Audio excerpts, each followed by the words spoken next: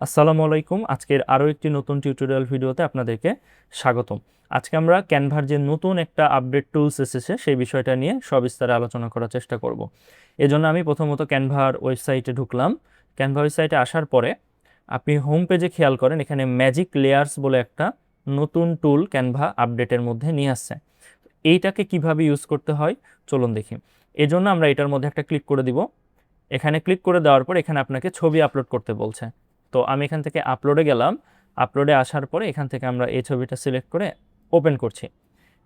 অর্থাৎ এই ম্যাজিক টুলটার কাজ হচ্ছে আপনি আপনার যে কোনো ইমেজকে ইনস্ট্যান্ট এডিট করতে পারবেন আর কি। হ্যাঁ, তো এখানে বলছি ইওর ডিজাইন ইজ রেডি। তো আমরা এখানে ওপেন এডিটর এই বাটনটায় চাপ দিব।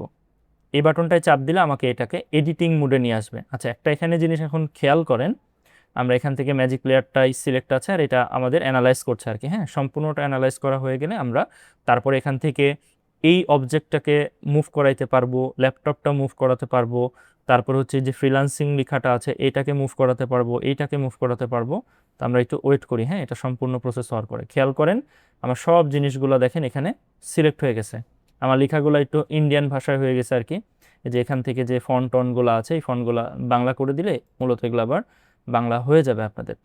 তো এখান থেকে বাংলা ফন্ট যাদের প্রিমিয়াম আছে ক্যানভা তারা এখান থেকে অ্যাড করতে পারবেন, আর যাদের প্রিমিয়াম নাই তারা হচ্ছে আপাতত অ্যাড করতে পারবেন। আচ্ছা, একটা জিনিস খেয়াল করেন, আমি যদি এখানে ডাবল ক্লিক করি তাহলে এই লেখা কিন্তু আমি এখান থেকে পরিবর্তন করতে পারছি। সেমভাবে এখানে ডাবল ক্লিক করেও এই লেখাটা আমি পরিবর্তন করতে পারবো।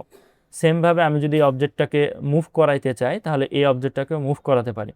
আজকের আগে আমরা যতদিন কোনো সফটওয়্যারের মধ্যে গিয়ে এই ডিজাইনগুলো করেছি, যদি ফটোশপে এটা করতাম তাহলে আমাকে কি করতে হতো, এই ছবিটা প্রথমত রিমুভ করতে হতো, রিমুভ করার পরে আবার পুনরায় এখানে নতুন ছবি অ্যাড করতে হতো। বাট আমি এটাকেই এখান থেকে কি করতে পারছি, মুভ করাইতে পারছি।